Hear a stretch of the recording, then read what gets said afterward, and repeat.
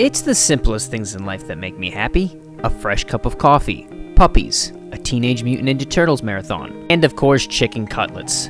Fried to golden perfection, juicy and succulent, it's the perfect go-to anytime. So you want to make chicken cutlets, well, you're going to need chicken. I like to get these family packs, they're pretty affordable. This is about 3 pounds of chicken, big fat juicy breasts, and I'm just going to butterfly these down to perfect cutlets, not even using a mallet, and I will show you how by starting with a big fat juicy breast right here and just butterflying right down the middle. Just keep your fingers on top of the knife, being careful not to cut your fingers obviously, and we're literally just butterflying, just going smack dab in the middle, making it thinner, and then cut these in half to get 2 equal portions. I'm happy with these sizes. You can see the thickness here. You don't need to pound these out if you don't want to, and these are the perfect size for cutlets in my opinion. One more time I'm going to show you. I'm going to butterfly this, cut it right down the middle to give me 2 even pieces, and then if you want to butterfly one of these pieces again to make it even thinner, go ahead. But we just want to find that happy balance, not too thick, obviously not too thin. This is my whole pile of chicken. I'm happy with this. These are going to finish cooking right in the pan, which is what I want. If you go on the thicker side, you could throw them in the oven, but I like to finish mine in the pan. So now onto the breading. I'm going to get some all-purpose flour, to which I'm going to season nicely with some black pepper and salt, because we just want to season every step of the way to really build that flavor. Now we will get our chicken into our seasoned flour, and we're not making fried chicken here, right? You don't want to overcrowd it. You just want to get every piece nice and coated. We don't need a thick coating. We just want to make sure that we're not seeing any flesh, so the egg has something to stick to. That is all of my floured chicken. The bigger the container, the easier this will be. You can work in batches if needed. Now we'll get our eggs. We'll add another, and another.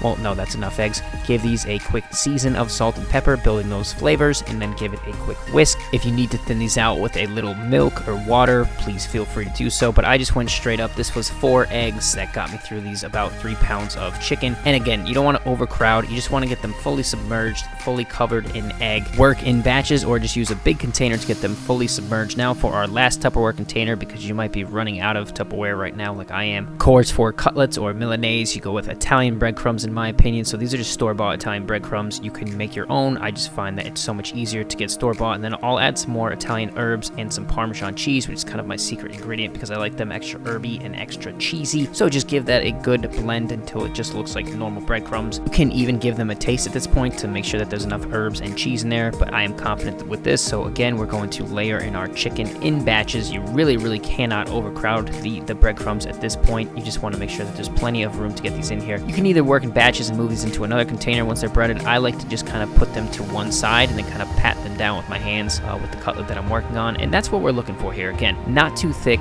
not too thin. It's the perfect balance. We want it to the point where we can just kind of fry it lightly on each side and have it cook all the way through without having to bake it in the oven even further. So that's exactly what we're going for here. The kiddos love this as well. I like to make some little bite-sized ones because the kids just love them that size, but this is exactly what we're going for here. These are our breaded cutlets ready for the pan. Speaking of the pan, we'll get some oil heated up over medium heat, and we're definitely not deep frying here. It's just a light pan fry, so not as much oil as you would think, and I like to flavor it. I'll take a few garlic cloves, give them a little bit of a smash to release the flavor, and let them kind of do their thing in the oil to give it some nice flavor, along with some rosemary sprigs as well. And normally I wouldn't do this, but I happen to have some thyme on hand, so that will work well. Wouldn't be one of the most traditional herbs that I would use, but it definitely complements the rest of these flavors as well. This is really going to flavor our oil. We'll let it sit in there for a few minutes, maybe 5 to 10 minutes before I will remove it, but we will start getting our chicken there. Again, the theme of not overcrowding, give them plenty of space to do their thing. The oil should come up about halfway on each piece of chicken. Again, we're not doing a deep fry. With these cutlets, I would say about 4 to 5 minutes per side before flipping them. You want to cook them to 165, but again, these are cut so thin that really just about 4 or 5 minutes on each side. They're going to cook all the way through. If you're not sure, you can always just cut one in half to make sure. But once these are golden and crispy and nice and fried and ready to go, this is what they're going to look like. I mean, you can just smell all the goodness coming off of them. So I will get these onto a rack or a bunch of paper towels, whatever you have. Keep working in batches, not overcrowding the pan. As you go on, the oil will get hotter, so you either need to lower the temperature or just add a little bit more oil until you are done frying. Then you will have all of these beauties. I mean, this rack works perfectly. Just let any excess oil kind of drip off of them. They really don't soak up too much oil. They're so light and crispy and just perfectly juicy in the middle. This is exactly what we're going for. That's the thickness that I like on them. And yeah, these are some perfect chicken cutlets. I even baked off a few for those of you that don't like your